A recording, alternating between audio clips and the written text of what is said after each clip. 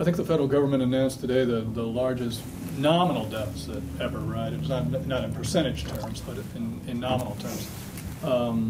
And, you know, you've got the looming retirement of baby boomers and all the rest that someone described as the most important spending decision of the next 25 years. I don't know who it was, but in today's paper.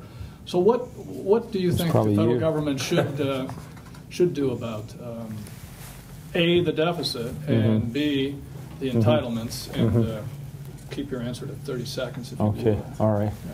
Well, I mentioned one thing I think we can do, which is a SAFE Act, the back commission-like approach, up or down vote. We may actually have to expand it to a more broad-based commission, although I think for the entire federal government, I think that's the job of the president and the Congress, and that's why I've been such an advocate of the line item veto. As you remember, back to John, your question earlier is one I should have rolled out then, that my party wasn't that happy with me. I was able to find 40 votes to get it out of the House.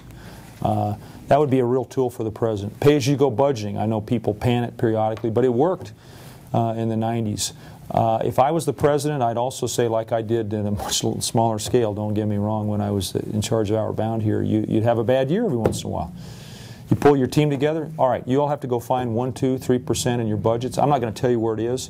I'm not going to tell you to do it 3% in each line item, John, because you're going to cut into muscle and bone in some functions, and others there's room there to cut. But if I was the president, I'd be saying to my cabinet officers, you've got to go find 1% or 2% or 3%. We have to cut spending. We know there are inefficiencies. We can set aside the fraud, and the F and C words, fraud and corruption. We know that certainly that can happen. As John McCain has said, we've got to look at the Department of Defense. It's the largest department in the federal government, over $500 billion a year.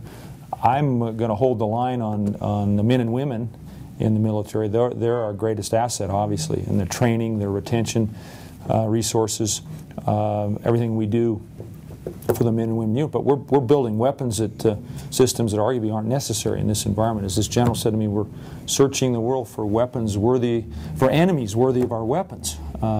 So that's how those are some ways you got to come at this, Vince, is on the spending side. I think this is job one starting next year. All of our ideas about health care and energy, until we get the country's, I should say, until we get the government's footing more sound on fiscal matters, and we see the financial market stabilize, all of this, these great ideas are going to have to be set aside, because that's a prescription for rampant inflation.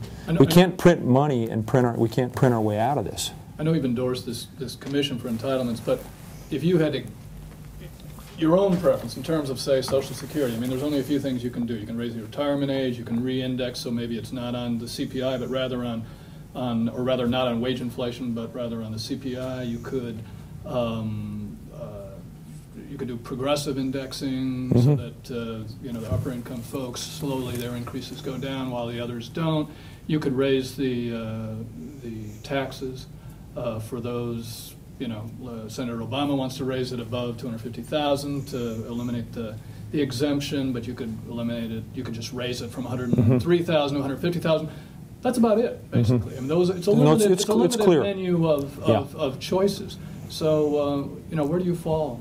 Which ones might you prefer? You want me to walk the plank? Is Temple going with me? Or you're waiting for that commission? I think you put everything on the table, and I think all of those ideas have merit, but they have to be interrelated, Vince, and they have to complement each other. And you certainly have to ensure that the support for Social Security is continued across society, and I think that's one of the reasons that we put a limit on FICA taxes, as well as the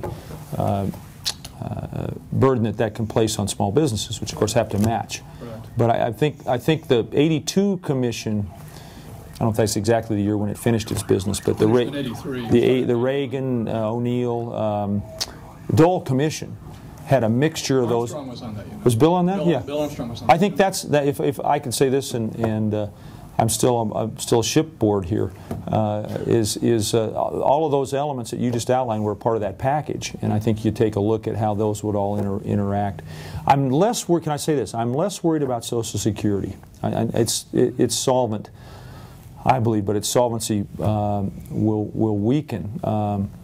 but we could really strengthen it by doing what we need to do. It's Medicare that is even more of a challenge right now.